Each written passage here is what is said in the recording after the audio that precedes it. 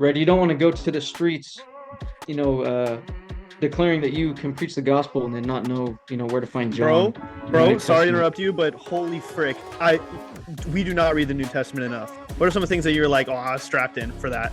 I was freaking I ready. wasn't. Day I one. wasn't strapped in for anything. I was ready for anything. Yeah, it was a little bumpy. I dealt with it through prayer and through chastisement and through time. You take upon you the name of Christ, you're supposed to represent him best you can. How are you ever going to feel good enough? You know what I mean? True. But it's not but I think it's just about recognizing improvement and doing your best. Because maybe there was a little bit of contention there, because John specifically decided to write in his gospel, and one disciple outran the other. It's like, yeah. there's no reason to. Yeah, bro. That's I'd be purely a fighting. flex. I'd be fighting him. Yeah, those are funny. Bro. I hope I Peter died. never saw that. I really don't. Yeah. Sweet. All right, are you ready, Jacob? Are we Yeah, let's go. Let's do it. okay? All right, welcome back to He's a Go podcast episode. Are we episode 6? 7, I think. 7? Episode 7? I'll have to count. Something 6 or 7, one of those. Well, last week was a blast. Had Hayden Carroll on, a little Freemason activity over there. This week we want to kind of turn back to the missionary subject. So if you guys want to we got Ket here. Here I am. So the camera And then gets... and then we got Jacob. Jacob, go ahead and say hi. Hello. Awesome. So Jacob's our brother-in-law. He just married our sister. How long you guys been married, Jacob? I forget. We've been married for 3 months this past Sunday. The Okay. 19th. All right, dude. Solid, bro. Solid. Sweet. Well, this week we want to talk about missions, bro, because so something, one of the original reasons why I wanted to start this podcast was to make videos so that our children could watch and see what we were like at the age we're at, and also so that our sons and daughters, if they choose to serve missions, can like turn to us for guidance, and not us as fathers, but they can look at us when we were younger, when we were just married or recently off of our missions. So that is one of the, I guess you can keep that in mind, Jacob. I know you were like, what are we going to talk about? But you can keep that in mind that this is supposed to be for like future generations, right? These aren't really episodes that we're going to get like a ton of views on, but they're episodes that we want to have forever. So I'm pumped. Hey, this could be personally. the one that blows up. This could be the one that This sets you guys off. this will be. Amen, brother. Millions of views. Yeah, it depends. What the frick happened on your mission, bro? Yeah. Tell us some cool stories. Well, first off, we wanted to start off. When did you serve and where did you serve, Jake? Well, actually, Jacob, you want to introduce your? Well, no. Yeah. Introduce yourself, like where you're from, family life, things like that. All right. Well, I grew up in Florence, Arizona, small town, prison town. It's pretty much all that's there. My dad is from Kansas, and my mom grew up with a dad in the Marines throughout almost her whole high school career. So she's from like all the states on the West Coast. Oh, dang. She doesn't have like an actual where she's from, you know what I mean? Yeah. But then they moved here in my early years, and then I've just grown up here and lived here ever since. I actually didn't know that were you born in Florence? I was born in Chandler. You Okay, weren't. so you were born in you Arizona. You weren't born at the. I misspoke. No, I wasn't born at the prison, luckily. In early years, I mean like in the womb, I guess. I don't know. Oh, okay, all right. Touche. I misspoke. I was born in Arizona, but they moved here when my brother was young. That's what I meant to say. Yeah, Cool. so you're an Arizona boy by birth, but you're a Kansas boy by heart, right? Is that? Yeah, that fits. I'm I'm actually repping the merch right now. Yeah. That's what I'm talking about. That's what I'm talking about. Sweet, bro. I guess I'm. Ken, did you know Jacob in high school? Because apparently I knew Jacob in high school. I don't remember knowing Jacob in high school, but he was at our house a lot. Well, I don't know. No, I didn't know him, but I don't know if you knew him. No, I didn't know him. No, but he was Jacob. Did you ever come over before I left on my mission? No. No, I don't think so. I don't think I knew you No, in yeah, high yeah. Yeah, school. that would have been your freshman year.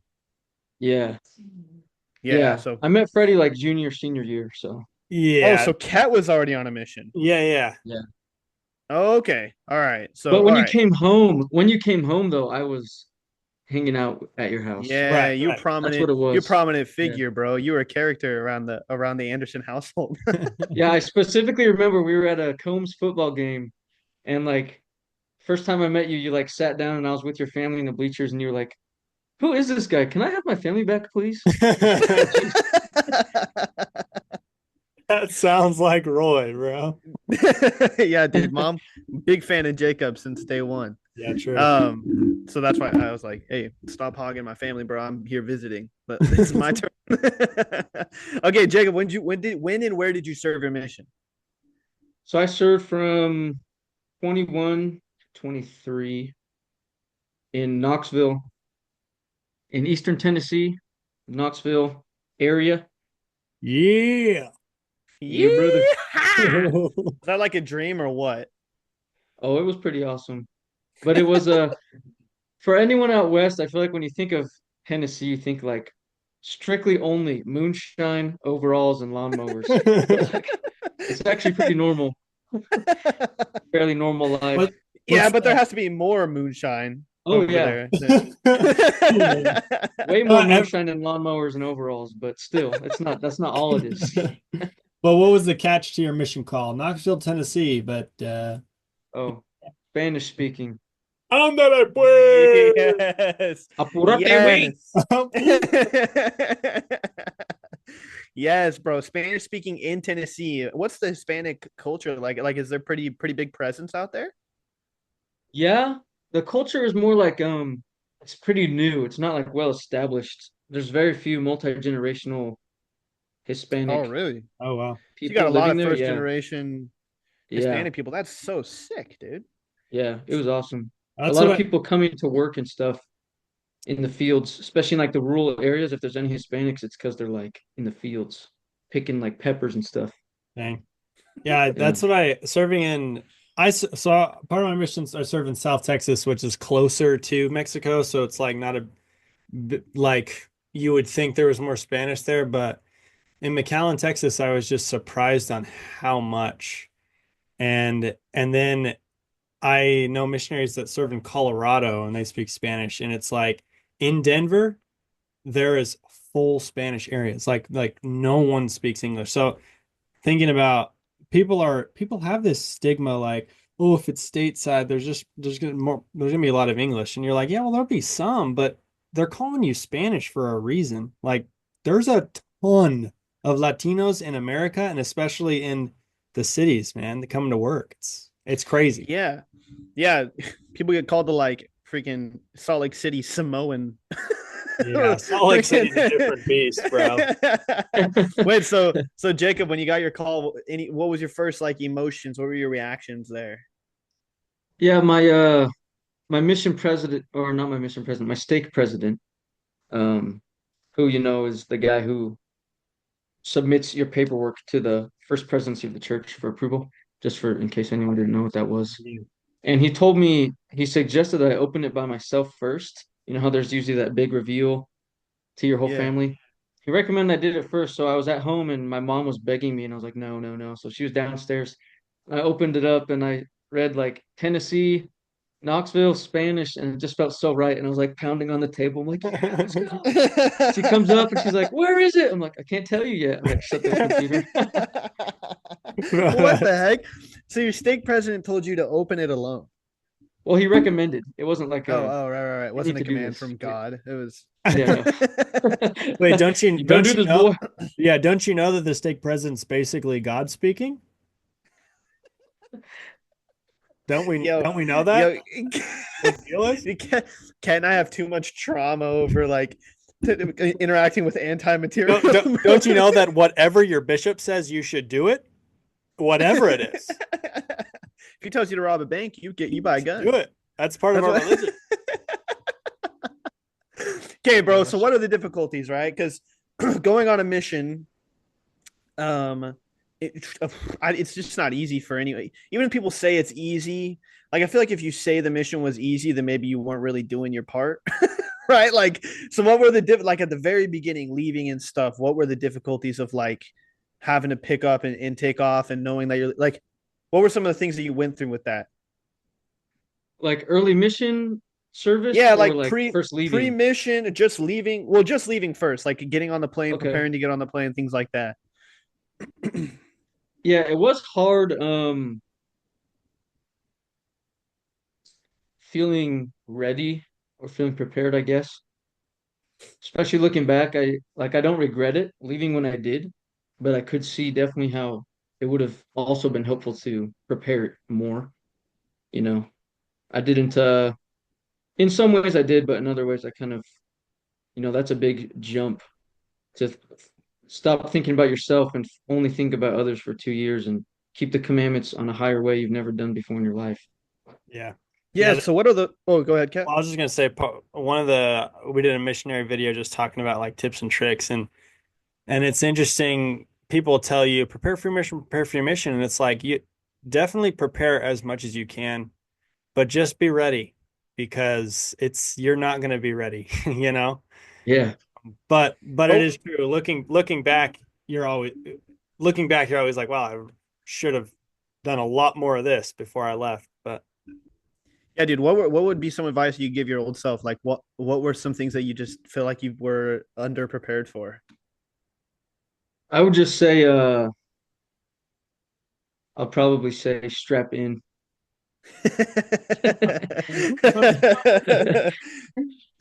Strap in.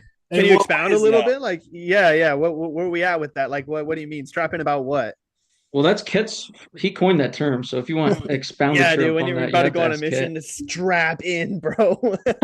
Strapping can mean anything. That's why I say it. I don't have to be specific. What ways do you feel like you didn't strap in at the very beginning? And what are the ways that you did? Like, I don't, we don't want to just Yeah. dwell on the negative Yeah, here, yeah. but Well, I feel like there was for a certain extent, like I definitely studied the scriptures more. I got into the New Testament and the Book of Mormon more.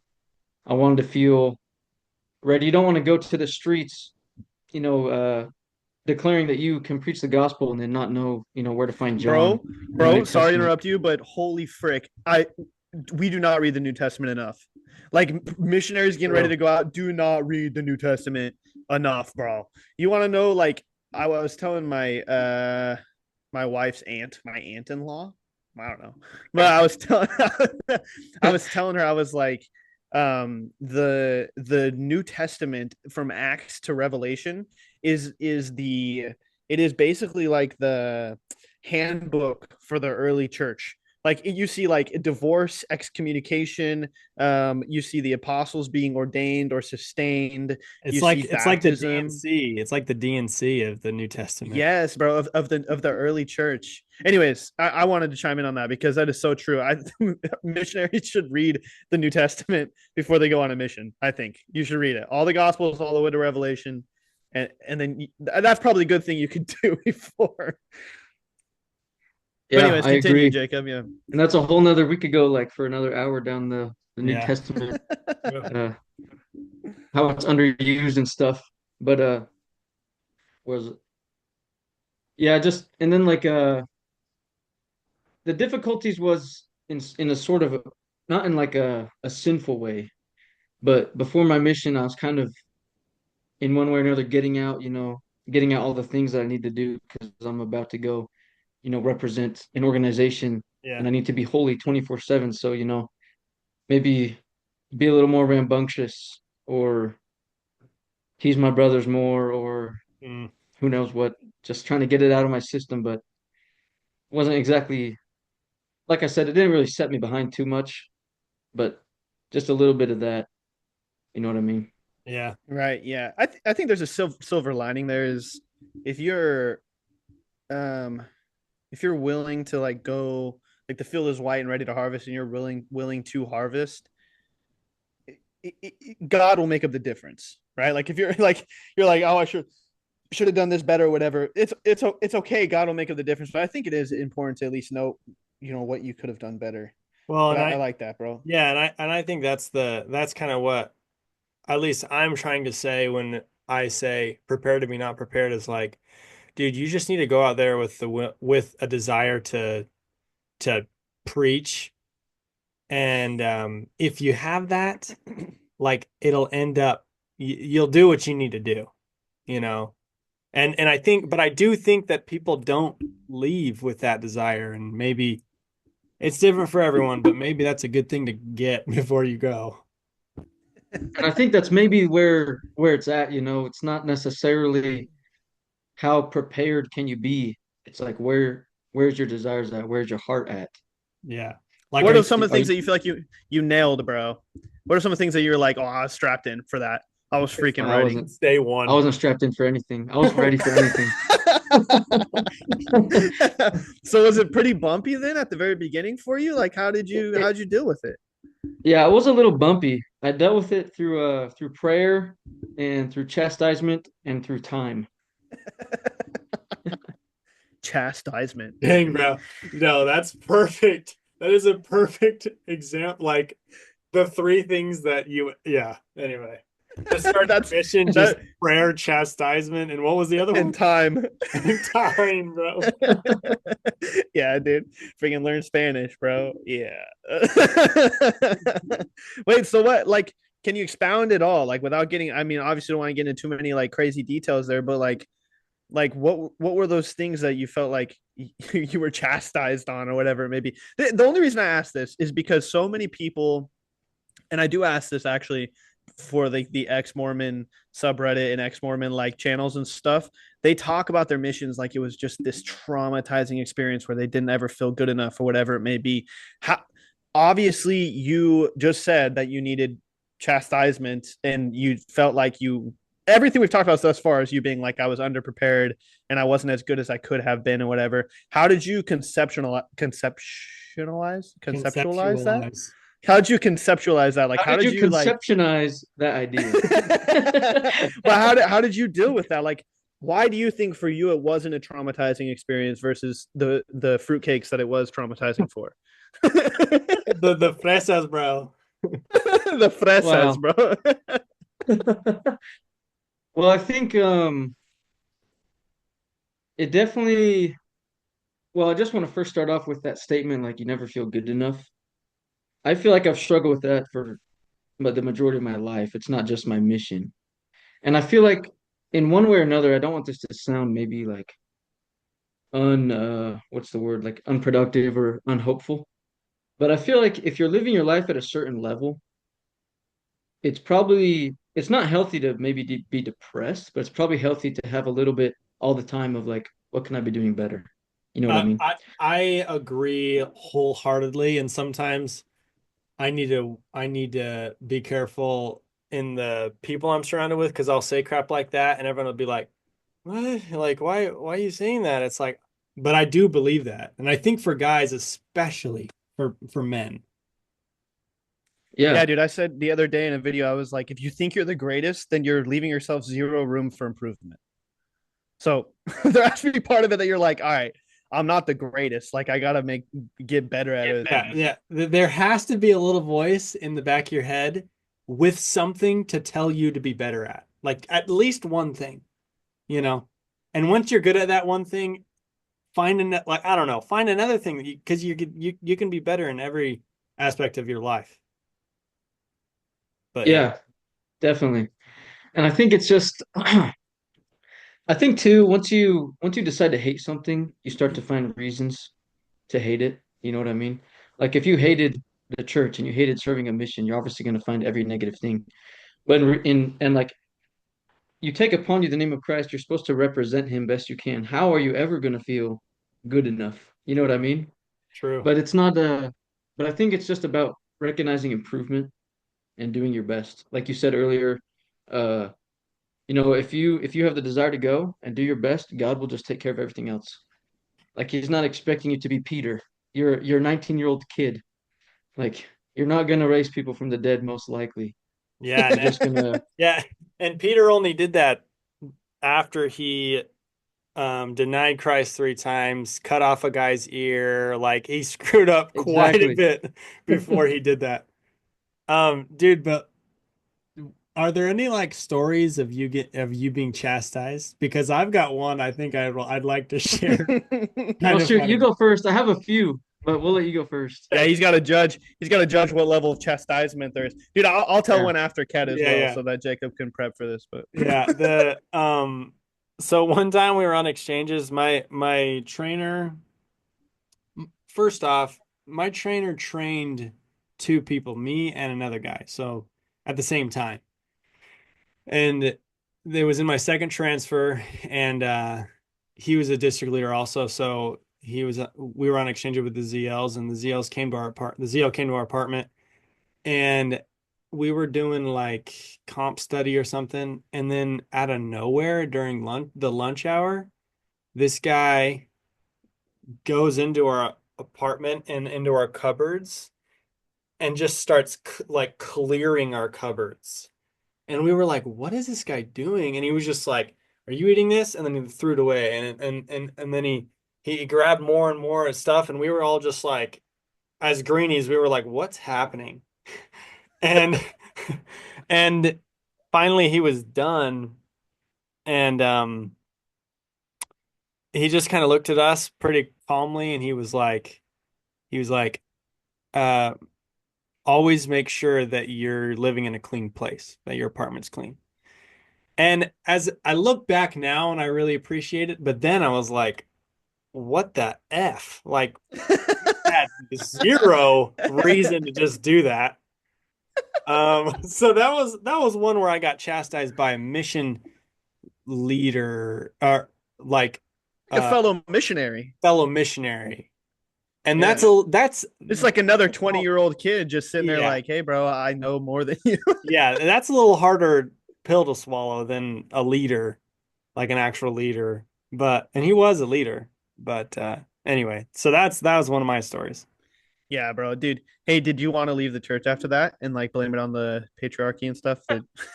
A little bit. A little bit. a little fruitcake, bro. That was, bro, the beginning of my mission now was a fruit cake, bro. I was soft. Yeah, bro, that's true, Jacob. Bro, you have no idea. Ket at the beginning of his mission, bro, boy struggled. Yeah, I was soft, bro. Dude, so my favorite chastising moment, there were a lot of them on my mission. One time this is a short one, but one time I was like on a bus and we got on a ferry and my mission president was on. He didn't get onto the ferry, but he was in his truck and he was behind us. So I'm in this crowded bus and you're allowed to get off the bus while you're on the ferry because it's kind of it was like a long-ish ride so you could like get out and stretch. I was in the very back of the bus and I couldn't like everyone's taking forever. So I just rolled my window down and like got out the back window and slid out. This is a public bus too. I don't even know what the crap I was thinking, but I slid out, got on the ground, I stretched. I was like, oh, and then my companion, he hands me the phone. He goes, hey, Elder Anderson, the phone's for you. And I took it. I was like, what the heck? And it was President Foundas, my mission president. And I was like, oh, hey, President. He goes, Elder Anderson, you are a representative of God. Why are you climbing out of the back of a public bus? I was like, oh I'm sorry. I'll climb back in. And it took me forever to get back in because nobody like got off. So I had to like climb over everybody to get back to my seat. Oh man, that was like a small one. But one time, the big one, I was a district leader and I was so full of myself. I thought being a district leader was like the shiz. I was like, bro, I'm that guy. Listen to me. I'm such a good missionary. And we had like just broken some sort of baptism record. And in our mission, you got like rewarded for baptisms.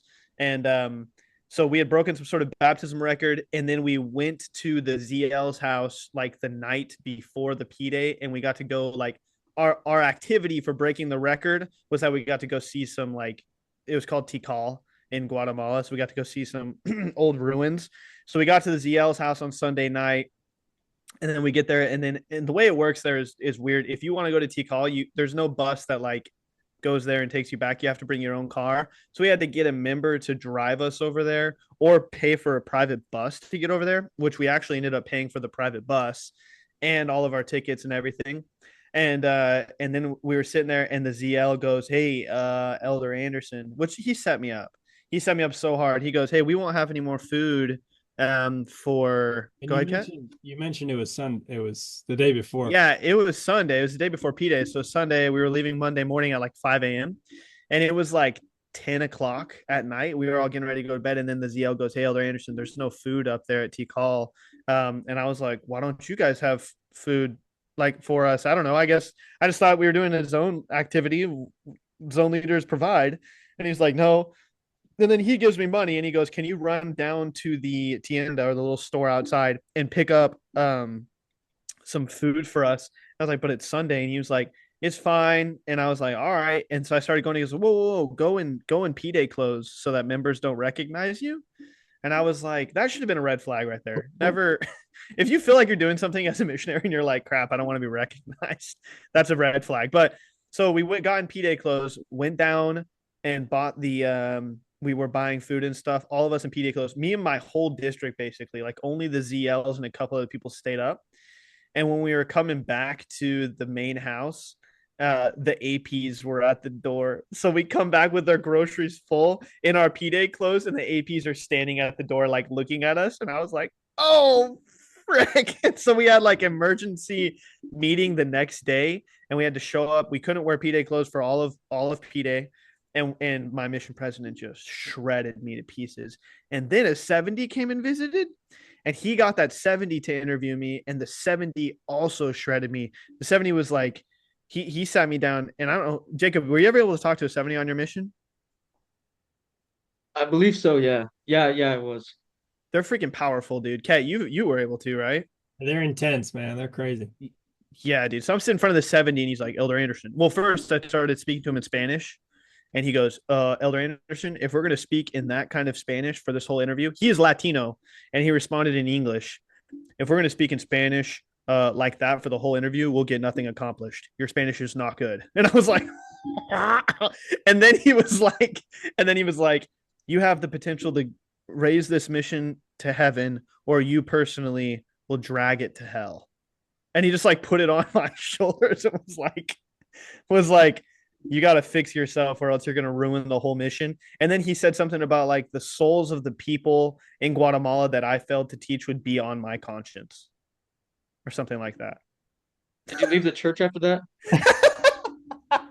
No, dude, I got mad. So this is where I did get angry. And so I went and we baptized a certain amount of, then that next transfer we did so well in my district. And I brought all of the baptism like papers to my mission president and put them on his desk. And I was like, "How about that, bro?" I was so mad, bro. I was so angry. But yeah, it was intense. It was intense. All right, your turn. Right. And I think that's like being a missionary is so important for that reason. Like you had this dude yelling, chastising you, and you had every right to be like, aren't you supposed to be like a A man of 70? God. Like, why Yeah, are you yeah. talking to me this way? But you chose to see, like, whether he was in the wrong or not, you learned from the situation and you were humble enough to accept what he was saying and be like, okay, fine.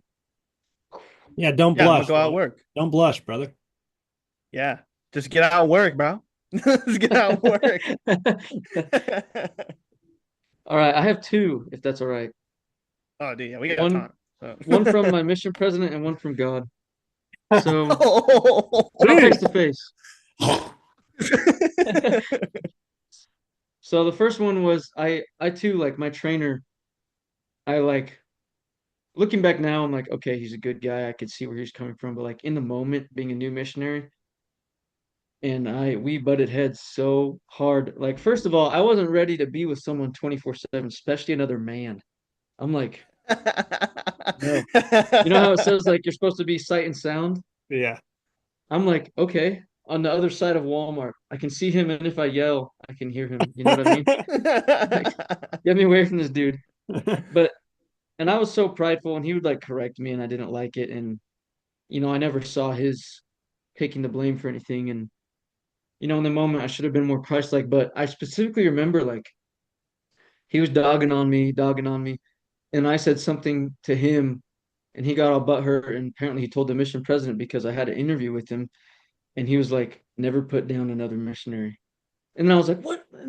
He was doing this to me, and he said this to me, and you're talking to me like he's the one doing it on me. And then when I was done ranting, he looked at me and he goes, never put down another missionary. And Oh, from that moment, I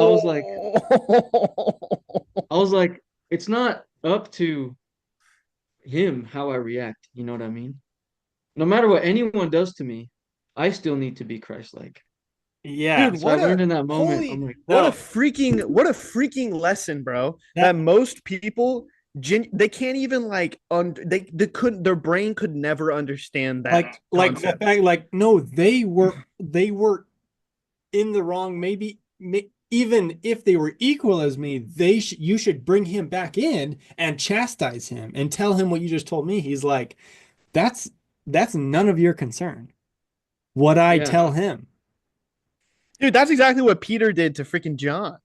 Yeah, he's Like like, God, yeah. yeah, what about freaking John, dude? And God was like, that is none of your Like, concern. what does John have to do with this, bro? I'm talking to you. yeah.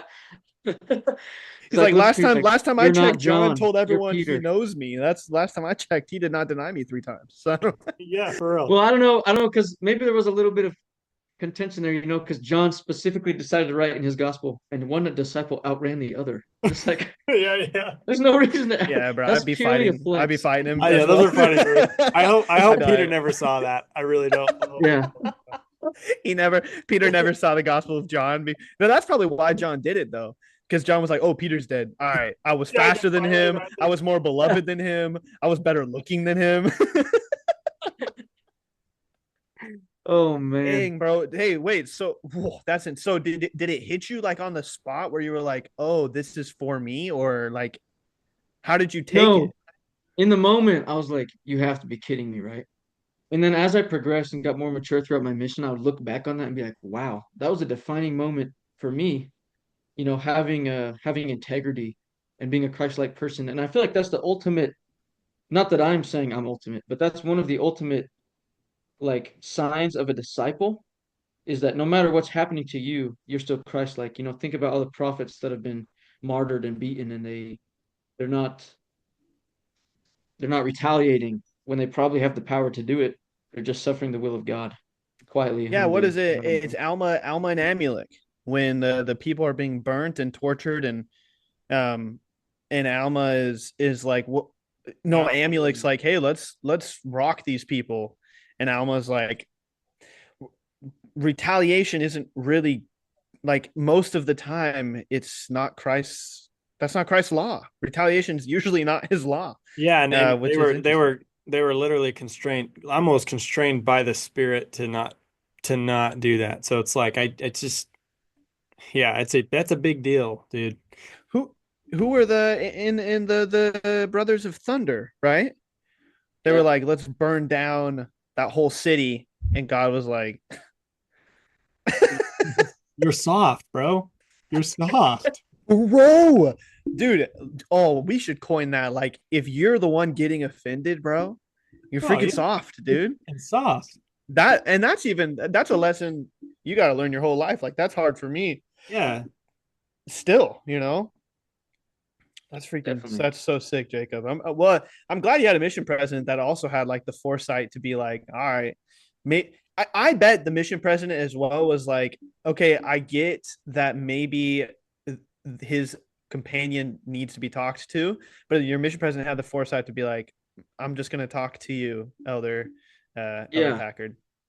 Yeah. He's like, this you might be right. That's probably what he was thinking. He might be right, but this is the lesson he needs to learn. Yeah, And he was able to give that to me. dude, So that's so sick. what was the story of you getting chastised by the Lord? All Yeah, dude, right. wrestling with God out here. Yeah. This one's serious to me, but it probably won't sound that serious out loud. But I was in one of my areas. It's called Sparta, Tennessee. That's Very legit. small. It's a cool name, but it's a very small town. But so I gained a little bit of weight, right? And I needed my mom to send me new pants. So sorry. no, yeah, Go ahead. it's Go funny. ahead. The mission, bro. So yeah, that's how it is. So she sent me the pants, I was grateful. I was like nonchalant, like, okay, thanks, mom, et cetera, et cetera. And I can't remember if it was that day, but like later that day, I just was like taking a shower and the Holy Ghost just hit me. And it was like, you don't even care that you're like barely grateful your mom sent you these pants. You think she has money to send you pants in a whole nother state? Like, and just like all these memories of like times I like did my mom wrong or was ungrateful for my mom and I just started crying. I'm like, oh gosh. He just hit me like, you need to be grateful for your mom. Like, think about everything she's done for you. And I was not ready for it. So I started crying. Yo, that's you become really grateful for your mom, for your parents, but for your mom especially on a mission. Yeah, dude, that is, I think there is sacred space for, or there should be sacred space for the way we talk about our parents, that we don't give them, and then you serve a mission, and you're like, dang, bro, there was toilet paper in the house all the time. There was laundry detergent all the time. There was a meal at least twice a day. Like, there, I had clothes, I had back to school clothes, I had school supplies, I had colored pencils, I had a printer, like like all these random things that you don't have as a missionary, and then you're like, frick, mom and Yeah. dad did well. Yeah, like you had sports, I had time with friends, I had like time with family vacations, like it's a great I don't know about you, Jacob, but I remember Roy calling home and crying, saying basically apologizing to our mom and dad, like I'm sorry, you guys really are amazing, and I didn't understand it, and I was like, and then I didn't do any reflection of my own actions, but then I got on my mission, and a year in, I was calling back saying like, I am sorry, you guys did so much for me, and I wish I would have let you guys know or like done more for you, but that's for real. Yeah, dude, that I think every missionary probably has almost an exact moment when they remembered or realized, like, frick, my family, my parents specifically have sacrificed everything they could sacrifice for me, which is crazy. It makes you, it in a weird way, it helps you love Christ more, because you're like, whoa, Christ is also a real person that sacrificed even more than them, and they've sacrificed more than I can really imagine at this point in my life, you know? So that's awesome, bro. That is so sick. Chastised by God, baby. Yes, for real. Yeah. Hey, And you take it one step further and like your father in heaven, how much has that parent sacrificed for you? His only begotten son, right. you know? Yeah, dude. And the way your parents, the way parents sacrifice, but their children to go serve missions for 2 years is, it's not, I don't know if it's talked about enough, because the only people that talk about it are the parents, and whenever parents talk about it, like, the younger generation doesn't really tune in very much. But it's huge, it's huge. Man, that just made me realize we're about to become the generation that no one listens to. Yeah. You first though.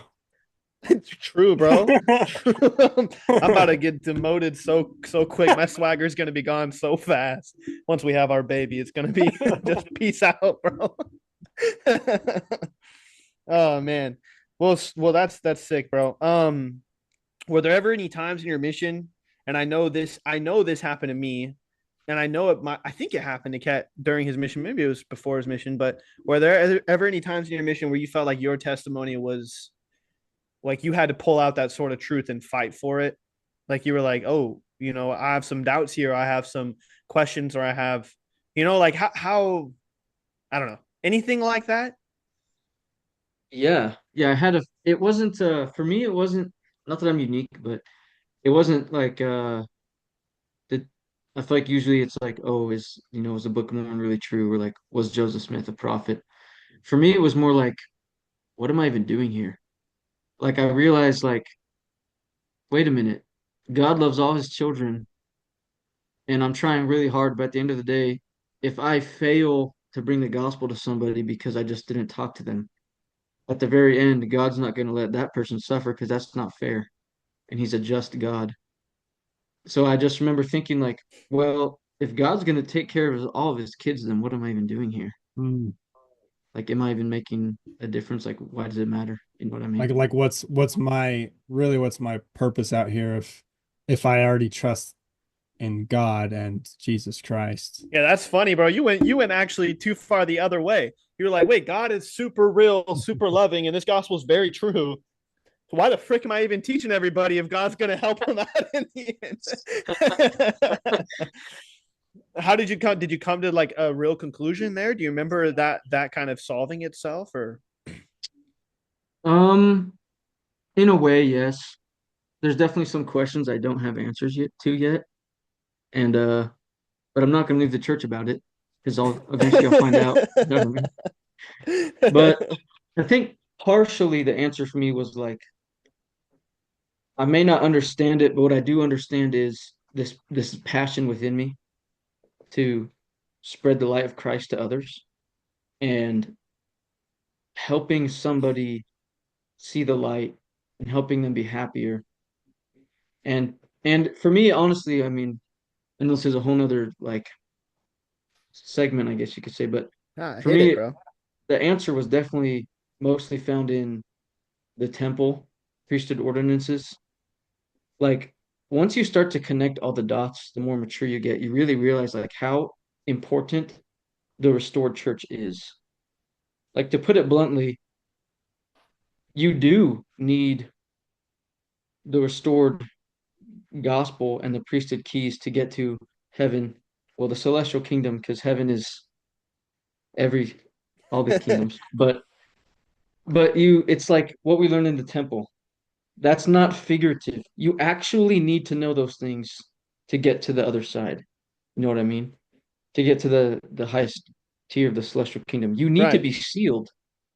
You know what I mean? It's not like it's and Yeah, we aren't again, I playing don't make believe and running around like fairies in the temple, like, oh, this is kind of a cool story thing. Like it's no, real.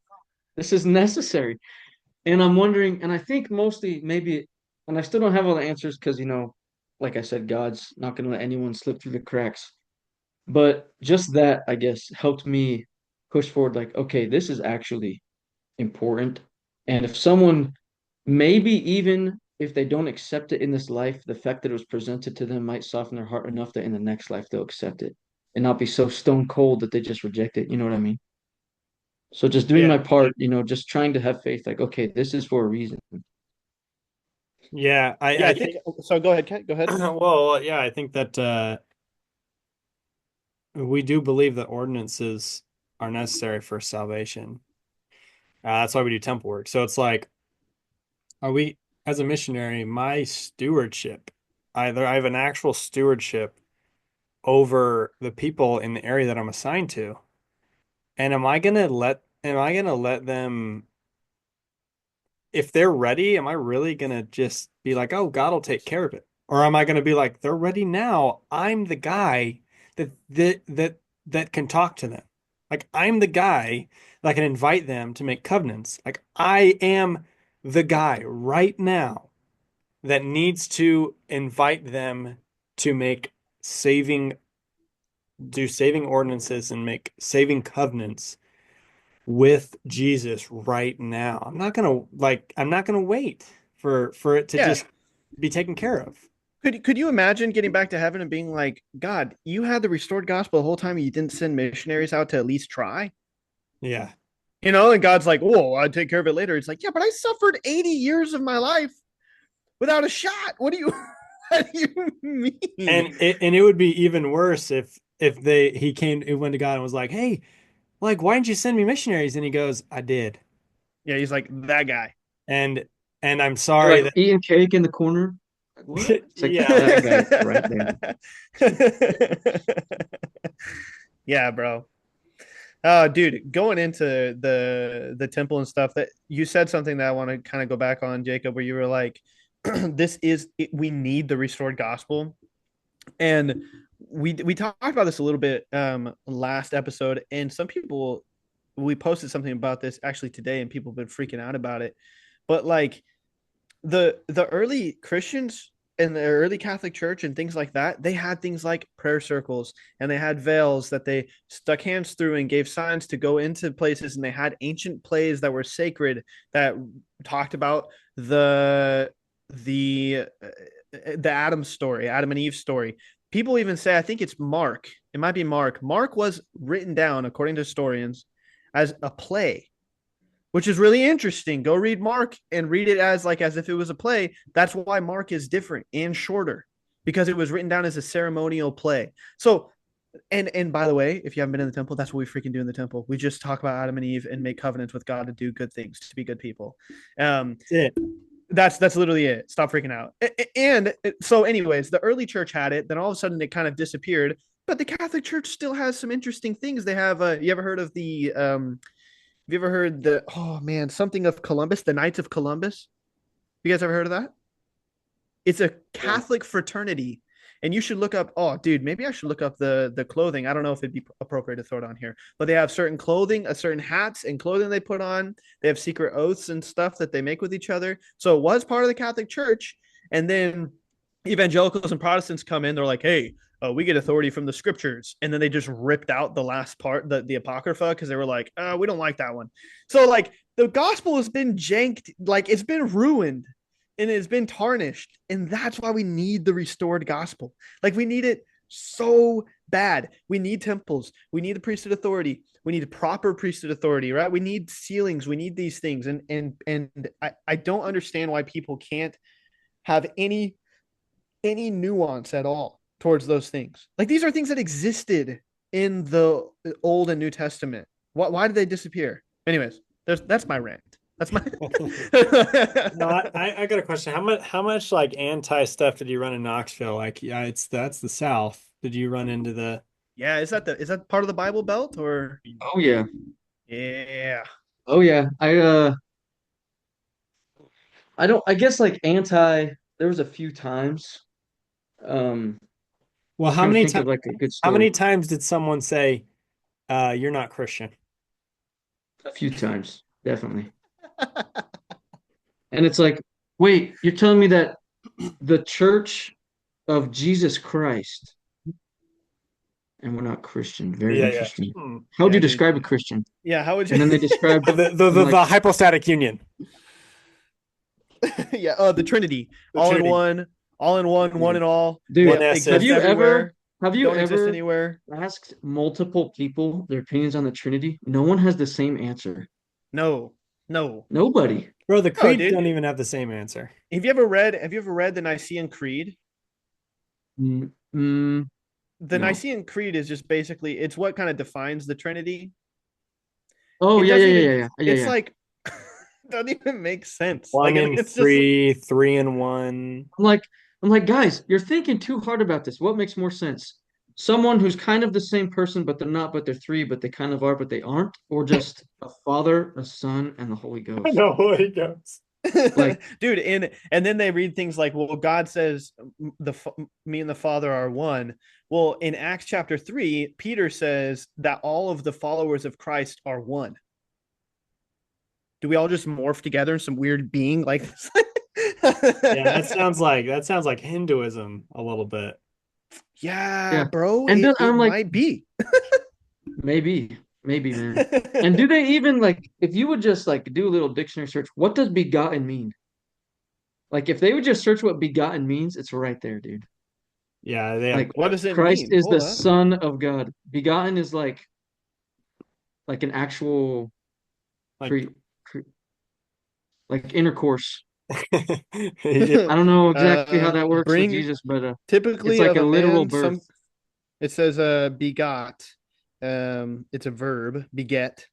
It says typically of a man, sometimes of a man and a woman, bringing a child into existence by process of reproduction. Yeah, I God actually didn't know reproduced himself into be the Son and also the Spirit, if you're following. No, dude, my favorite verse is when they're like, what say ye, good master? And he was like, why called me good? Only the Father who's in heaven is good, and I only follow the deeds of the Father. It's like, wait, but you are the Father in heaven. He's like, and then he turns. He's like, "Yeah, so I'm good." Like, well, no, he was not saying that. He was not saying that, bro. See, Or apostles gives him a little wink. Yeah, yeah. For real. John was like, I know. We know you're God and yourself and you're the Holy Ghost. That feeling we get when you teach, we know that's actually you inside of us.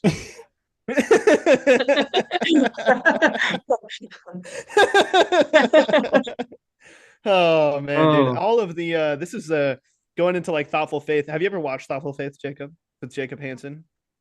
So he does Mormon apologetics is what you would call it.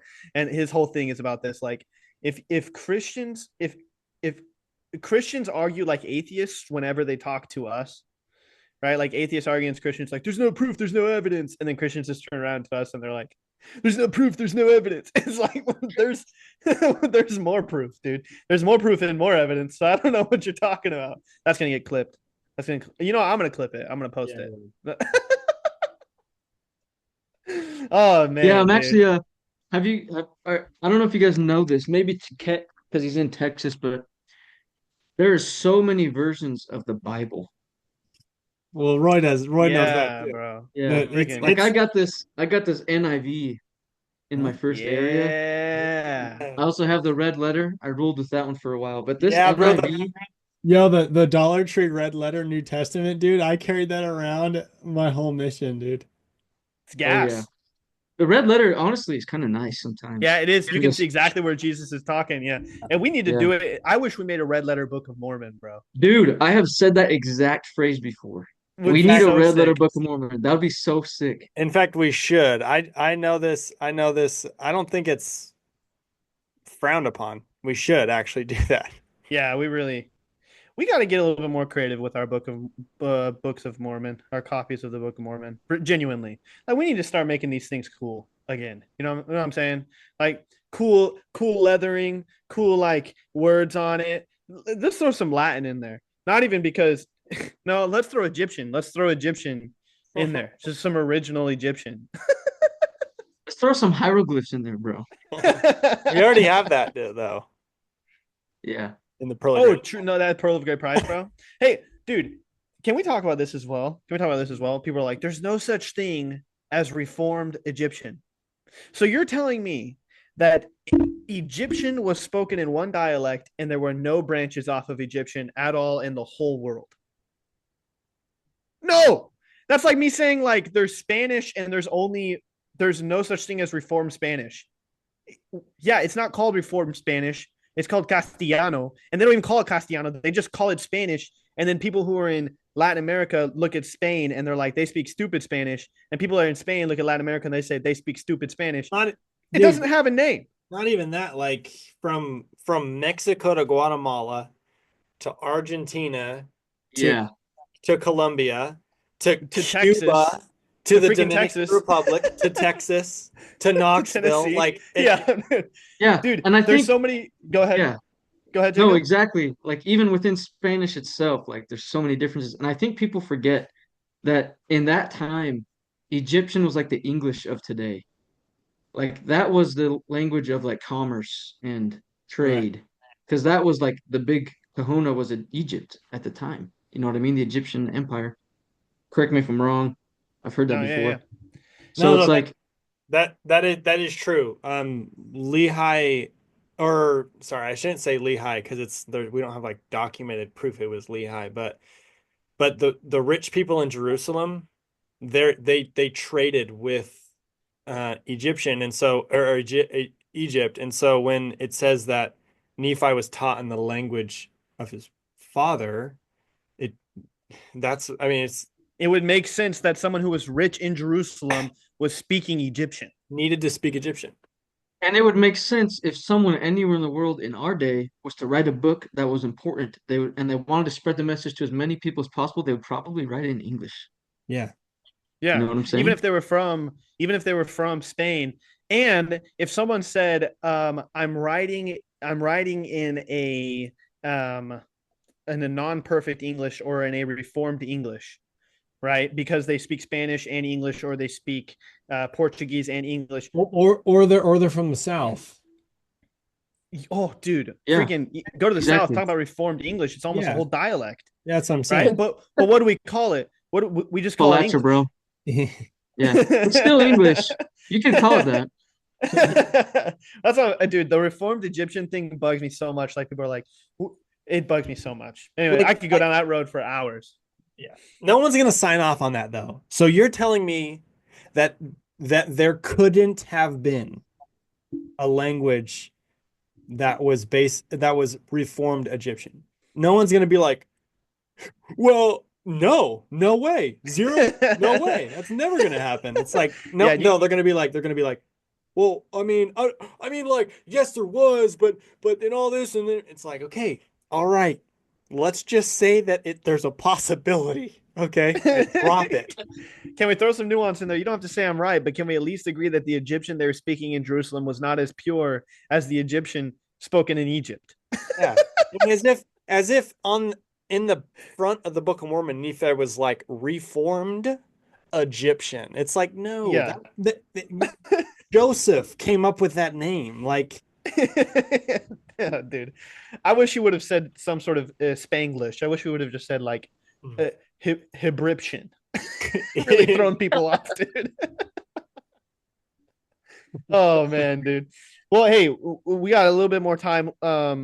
Jacob, crazy stories, brother. And I'm not talking just spiritual stories. We can do spiritual, but I want to hear about Okay. like you got any mission stories? You know what I'm saying? Like the fraternity side of the mission, bro. Okay. Okay. Do you want like danger, fraternity, whatever. scary? Whatever, dude. Whatever comes to your mind. Okay. I'll just go rapid fire. Y'all can jump in at any moment. Okay, hit it, bro. Hit it. Okay. Again in Sparta, obviously. Okay. Fun fact about Sparta. They have, speaking of reformed English, they have their own word. It's called Okay. yurt. You're Only in this part of Tennessee do they use this word. And you can use it for pretty much anything, but it's like mostly used like say you were gonna say this phrase like we're gonna go raise some cane. Yurt. And then you like ride off on your motorcycle. Anyway, so we're in tennis, we're in Sparta, and we're going up to this old guy's house, and we like knock on the door, and he's like super old and senile, and he comes to the door, and he's got like something in his pants like this pointed at us, and he's like, "What are you boys up to?" I'm like, "Oh, we're just missionaries trying to teach about Jesus," and he's like, "Come in." And instead of telling us to get off his property, he's like, "Come into my house," and I was like, "What?" And I'm not scared because he's like hunched over like this, like super senile. And we're like go in his house, and I kid you not, there's at least 200 fishing poles on his garage. He's like, I love fishing. And he's like telling us, but he's like ushering us into his house. He's like, get going, pointing with the this gun gun? at us through his pants. Yeah. And then like we sit down at his counter and he takes it. He's like, you never know who's out there. You got to be safe. And I'm like, dude, you pointed a gun at us to come into your house. This doesn't even make sense. Yeah, we didn't go back. That's so He's kind of that's crazy. so good, dude. Even this man was protecting himself by bringing the strangers at gunpoint into Yes. his house. You never Yes. know who could be out there. And you're like, you still don't know who we are. Yeah. Put his gun down on the table in front of you. Like, if you guys were gonna do Yeah. something to him, he just Yeah. He like puts it down and we're just like, funny you did that. Yeah. Oh, Give us thank all your you, money. sir. Yeah. We are leaving. That's so good. That's so good. Oh, Yeah. the characters you run into, dude. Dude, there was this is actually bad. There was this in Guyana, well, outside of the country, and actually in the I feel like in movies because I've never been to the South really. I've been in Texas, but it was more Mexico than Texas. But in the South, you run into people with like no teeth. They got weird things going on with their body. In Yeah, they broke a bone and then couldn't pay the hospital bill, so it just welded back like Yeah. So crap like that happens in third world countries too. Right, Roy, you would see somebody like, oh yeah, oh, dude. like, Ooh, it looks like you got hit by a car and lived. yeah. So there was this guy, dude. He was literally like hunched over like this. He like walked over to us, like literally like asking for money or food or money. We can't it was the main street, so we can't. And what's Just that guy hand it gonna do? out. I don't know. So we had to tell him no, but he was just like, "All right," and then he just kept walking away, and we were like, oh, "What? Do you have like seven extra vertebrae?" And like that's what How it happened. happened? Yeah, Like dude. What? it was sad, but it's weird. The like you run into so many weird people, like fishing poles. What, Yeah, at why gunpoint. do you need Yeah, that? dude. There was this guy in Guatemala. He was notorious. Everyone knew who he was, and I think I wish I remembered the town because if any of my mission friends listen, they'll know. He just walked around naked. He would just and he would chase people, but he would never like catch them. It was like he like just like scaring them a little bit, or like he would have like pants on, but then they would just like fall off, and then he would just not care. Like he would just be like just butt naked, like bunch of missionaries coming through, sisters and everything, and this dude's just walking around with his freaking just completely exposed, like nothing is happening, acting like it's not even real. And the townspeople knew him so well, everyone else just kind of acted like it wasn't real as well. Meanwhile, I'm sitting there like, hey, is nobody seeing this? Like, where are the police? What is going on right now? Like, get this That's man funny. pants and a belt. Yeah. Dude, and a shirt is anything. What about spiritual one, Oh man. Jacob? Okay. Spiritual one. Let's see. Like one that was touching you. I guess it's hard to just throw spiritual things out there because it's the internet and But stuff, and but but people. yeah, I mean the one that you find yourself telling Or often. Often. thinking about often. Yeah. Okay. Yeah, I think about this one often. I talk about it often, but you know how it is as a missionary. Like you're walking, you have some days where it's like I really don't want to talk to one more human being. You know, like because that's all you Yeah. do all day. Yeah. And if you've had a whole day full of bad experiences, it kind of shuts you down. So we were walking and we on this one road because you know we have been down almost every single street in our area. So now we're on like the rural road, like no shoulder, just like like cars flying. We're like, all right, we're just walking. In Tennessee, they don't have shoulders. They have a road that isn't even two lanes. It's like one and a half. So you're like fitting these cars, no shoulder and just ditches. So we're like walking in the grass ditch on the side of this road. And there's this house and it's got like okay, this isn't supposed to be offensive, but there's like a certain class of redneck that like see they're like kind of dangerous. You You know, can't like offend rednecks though. We all know this. oh yeah. So that's like it was they just seem like dangerous people, like mean. You know what I Mm. mean? I think we even tried to say hi, completely ignored, like didn't pretend like we weren't even there. Like, okay, I've had enough of this. Walking down out of the corner of my eye, I see the next house, their neighbors. I'm like, okay, same class of people, whatever. So we walk down, and this is like a huge hill. We're going down, excuse me, and there's like gonna turn right and more, just followed by more woods, like more ruralness. Nothing. We're like, dude, we're not gonna walk a mile to talk to one person. There's better uses of our time. So we turn around and go back up the hill, and I get the feeling like talk to those people you didn't try to say hi to. I was like, dude, they're mean, they're ferocious, rednecks, wild. Dude, that's such a real as a missionary. I almost hate those promptings. Like you go to love them, but you're also like, oh, frick, Like dude. I you're don't like, even look, know. look, Lord, I know better. These people aren't who you think they are. Yeah, God. I don't think you know who you're asking me to talk to right now. Yeah. But yeah, so we're going and this mean back in the woods redneck family, I kid you not, changes before my eyes as we get on the front lawn and it's a Mexican family. And they're seriously distraught. And I'm like, whoa. And we start talking to them in Spanish. Me and my companion both were speaking Spanish at the time. And we start talking to this lady, and she is like seriously distraught. And they had just lost their son in a freak accident. He was like 5. Ooh. And they were trying to this other church that they were part of. It was like they had confliction with the doctrine. It was just not a good fit for them. And like we come to their house bearing like a message of hope and like you will see your son again. Like just give them that reassurance. Like there's a life after this life. There's still joy in this life. Like your son is not gone. And we bring them this message and the plan of salvation and we start teaching them. And They said like you came at a perfect time. Like we needed you. Like we prayed and God sent you here to talk to us. And I'm just so grateful that I listened to that voice because I was 100% convinced that these were feral rednecks that were going to be nipping at us like a pit bull. And they changed right before my eyes. And my companion said too, he's like, no, I didn't even know they were Mexican. And it was just crazy. Absolutely nuts. Holy What do cow. you mean like they changed? Like your perception of them was one way, and then as soon as you listened to Spirit, they were just like, "Oh, these are people that need us right now." It's like Yeah, that what this you is a mean, or Latino family. Well, that also, but like quite literally, like I thought they were white. Like I looked at them and I'm like, that's white. I don't want to talk to them right now because they're going to be mean. And then as we decided to talk to them, I know they didn't actually right? change into Right, like but you didn't once I see decided, before that they're Latinos. yeah, I didn't see it. I genuinely thought they were white people. So did my companion until we decided to talk to them. Like, holy crap. Dang. Yeah, love that That's one. cool, bro. What That's about you so guys? sick.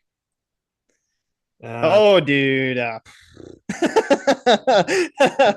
No one changed in front of my eyes. My favorite one that I got one time, I was in an area called Dolores, and I was training, but it was only my third transfer in the field. And I was training in Argentino, and he spoke weird Spanish, and I already didn't speak Spanish, right? No offense, people from Argentina. Actually, I think their Spanish is beautiful, but to my little white ears, I couldn't understand what he was saying. He couldn't understand what I was saying, and I also speak his trainer, and he was always disappointed in me because he was like, "You're supposed to know how to do this." I'm like, "Bro, I've been out here for like 4.5 months. What are you talking about?" So we had a I'm trying to remember how far it was because it felt like we walked easily a mile, maybe a mile and a half to get to a lesson. And we've been working all week and we've been fasting and praying, like, please help us find people that are ready to be baptized, and ready to be taught the gospel. So we walked all the way out to this house. At a time they said they were going to be there and then they weren't there. And we just walked like literally like a mile and a half, maybe even 2 miles. It was a long walk. And I was so distraught. And we're in the middle, to paint the picture, we're in the middle of a jungle. Like there's jungle everywhere. You can barely see the house, because it's behind like trees and stuff. So we were just from their fence yelling and they weren't answering. And then all of a sudden we look down the road and there's this guy just walking towards us.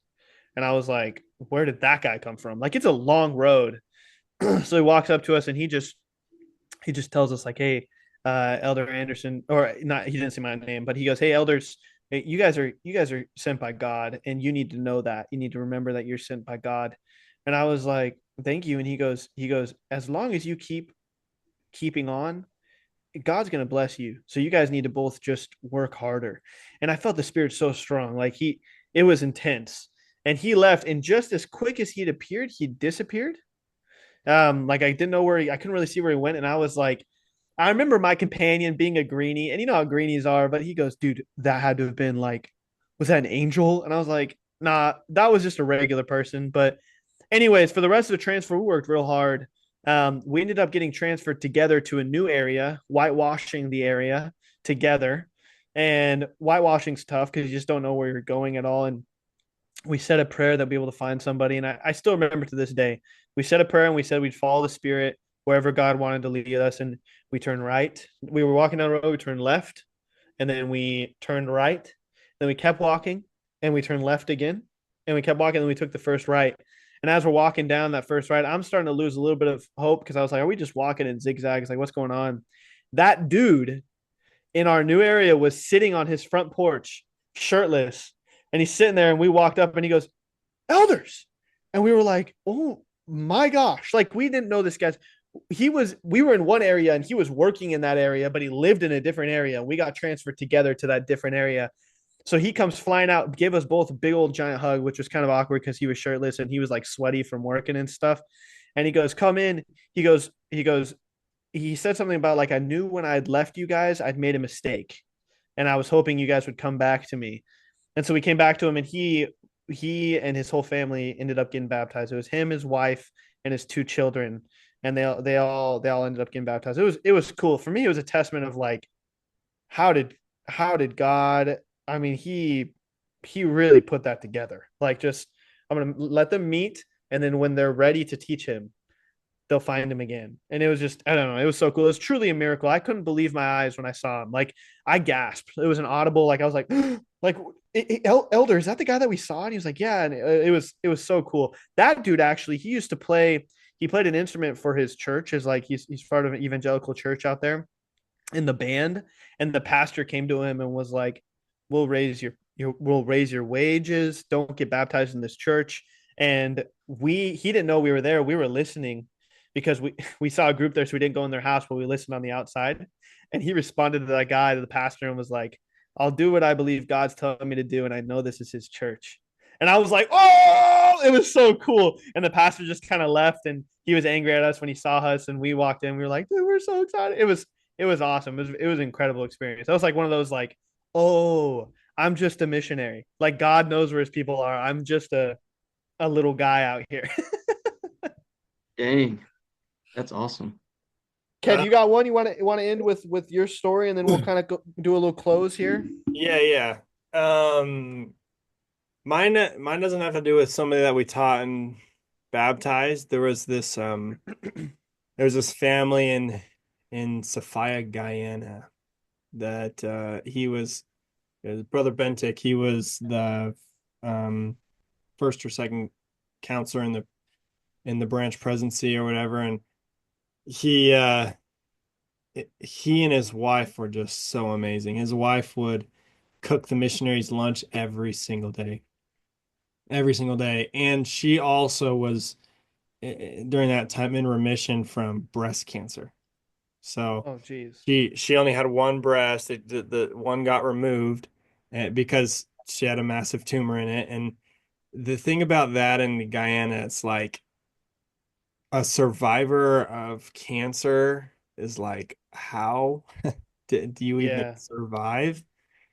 And another thing is if say they didn't get rid of all of it, there was no way for her to know. So she was basically just living every day like it was her last. Like she didn't, I, yeah, so many people died of cancer, it felt like, because there was nothing that you could do. But anyway, he would go out with the missionaries all the time, and we would take him out because he lived in our area. And one time we were doing a baptismal interview for this old lady that was just ready to just be baptized before she died, basically. And but he went with us, and because we had some lessons we were going to take him to. Anyway, we were sitting outside, and something's happening across the street where there was this yelling going on, and this a dad like hit his son or his daughter or something for as like discipline or whatever. And we kind of like talked about it, and Brother Bentic started telling this story of how when he was younger, well, he just started being like, I would never do that to my kid. I would never do that to my kid. And this is where it's like so embarrassing being a kid on a mission sometimes because you say things and you're like, what are you freaking doing? Because I was like, well, what about like discipline? Like, don't you need to discipline your kid? And he starts telling this story. He was telling a story about how when he was younger, his dad would take wire and whip him over and over and over again Sheesh. because he was a drinker. And he just whip him over and over again. It's so much so that his skin would split. He said his arm, his skin on his arm would split, and he showed us these scars that were obviously aged, like since kids. Jeez. And I was like, what? And then he said, and sometimes when he was real drunk, he would take salt and he'd put salt on the cuts. And I was like, what on earth? And then he ends the sentence with he was just like, and so I'm never going to hit my kid. And and then I was completely dumb. Like I didn't even know what I just heard. And at, after that point, directly after that point, it was like I looked around. I was in Guyana with saints that were going through things that I had no idea. I will never know what they went through, and I will never know the type of conversion that they had also with that much craziness in their childhood Yeah. or whatever it was. Um, Yeah, God definitely sends his strongest spirits out to those places. yeah, and I just remember realizing like this is a gospel that brings people closer to Christ and answers questions. Like this gospel answers questions. It doesn't get less believable the more you learn about it. It gets more believable and more comforting and more safe and um Yeah, so dude. that's kind of Unless you're a fruitcake. unless you're a freaking fruitcake. And Brother Bentic was not a A fruitcake. fruitcake. Yeah, dude. Yeah, bro. And it, Oh, even to just put this to just end the story with just another. So eventually, Sister Bentic, she actually didn't she didn't live much longer. She had another tumor somewhere, and she eventually died. And it was like a month after I left Guyana. But um, her last words, her last request was make sure the missionaries are fed.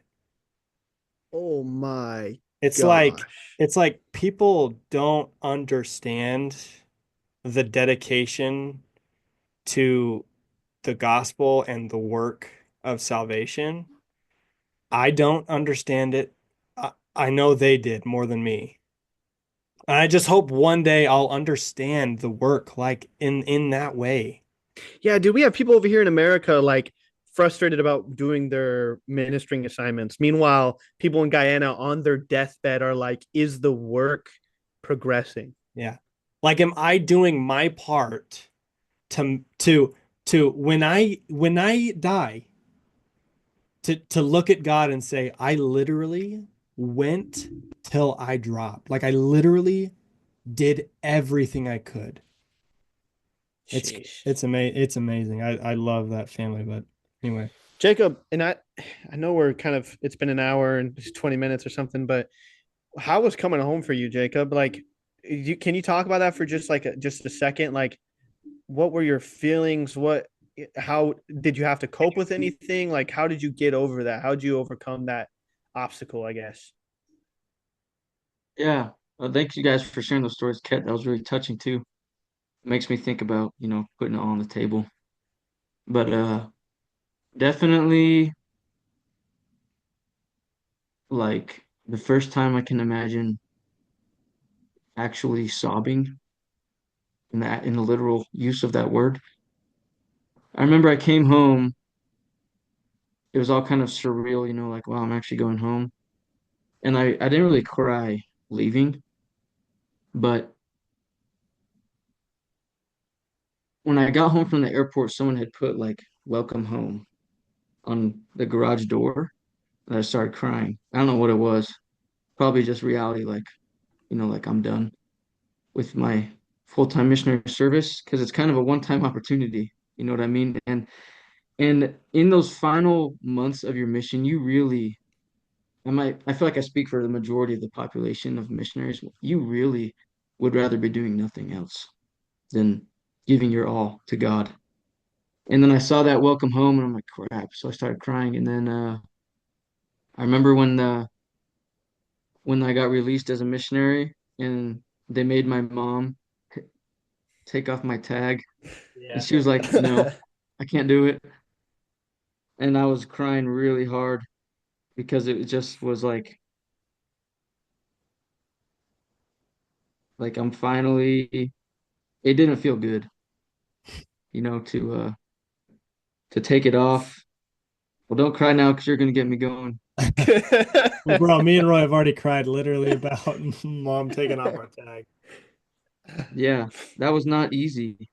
it's and I honestly have absolutely no idea how to describe it, but it was one of the hardest things, one of the most emotional experiences I've ever had was taking off my tag and becoming a regular citizen again. A freaking pedestrian, bro. Yeah. I've tried to put it to words so many times in my head, like why the frick was that so hard? And why did it hurt so bad taking off that tag? And like maybe it's just a combination of like, man, those people, like I I was I was willing to die for those people. Like I don't maybe it was a combination of that, or maybe it was just a I was felt so close to Christ that I ever had, and I in a way that I felt like I'd never be able to do again, or I don't know what it was, but it was some Yeah, I've actually never attempted to put my finger on it, but I can't figure out what it was either. I felt that mantle, the calling of the mission. I felt it leave me, and I was not ready to.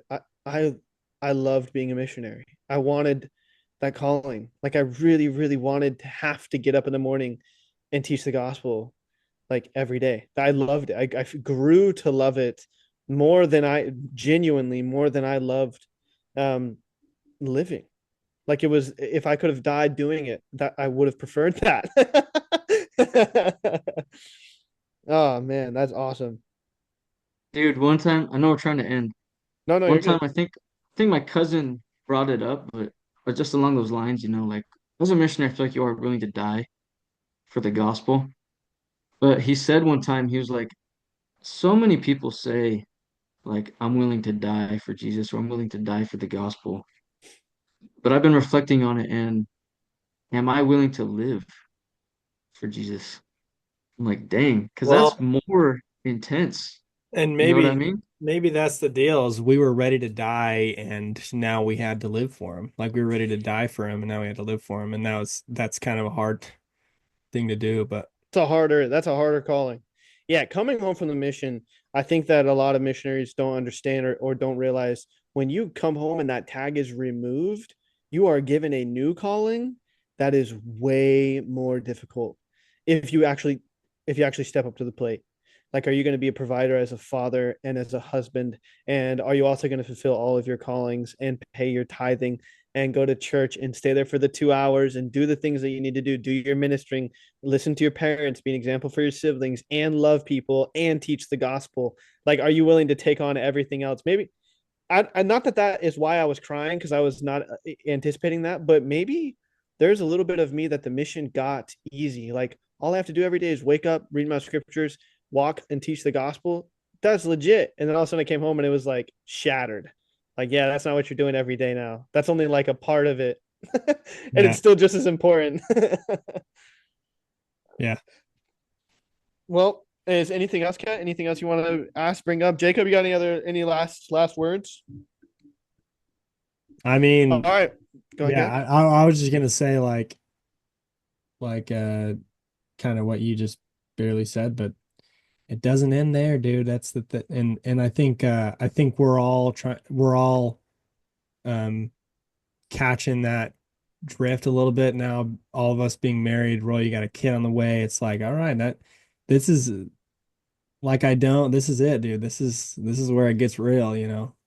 So Yeah, dude. Honestly, like being married kind of brought that purpose back a little bit, yeah, like oh that for little sure. throwing that tag back on. It's what it feels like a little bit. Like I'm a representative of my wife. Yeah, yeah, yeah. That's for real. Oh man, yeah, I love it. Jacob, any last words, brother? Just thanks for having me on the pod. It was an honor. I'm grateful Glad he to, got you on, bro. yeah, I'm grateful to be your brother. I have brothers, but it's you guys were needed. So Dude, we agree wholeheartedly, Yeah, dude. dude. It's a necessity, I think. You have any last things you want to shout out to your future children, bro? They're coming, they're watching YouTube and they're like, all right, let's check out what dad said. And they get to this last listen, part. Maybe you have someone going on a mission, you know? listen to your mom. Amen. Amen. Amen. Listen to your mom. Listen to your mom. Dude, you can't go wrong with that. To No, be dude. completely honest. This is the deal. We are part of the Church of Jesus Christ of Latter-day Saints, and at the head of this gospel is Jesus Christ, Amen. the one, the only person, the only way we can make it back to our Heavenly Father, is through Christ. He's the man. He's the greatest. He's the greatest. He's the GOAT. He's the goat. He's the He's the goat. Sweet, bro. Well, till next time, like and subscribe. But take it easy, fellas.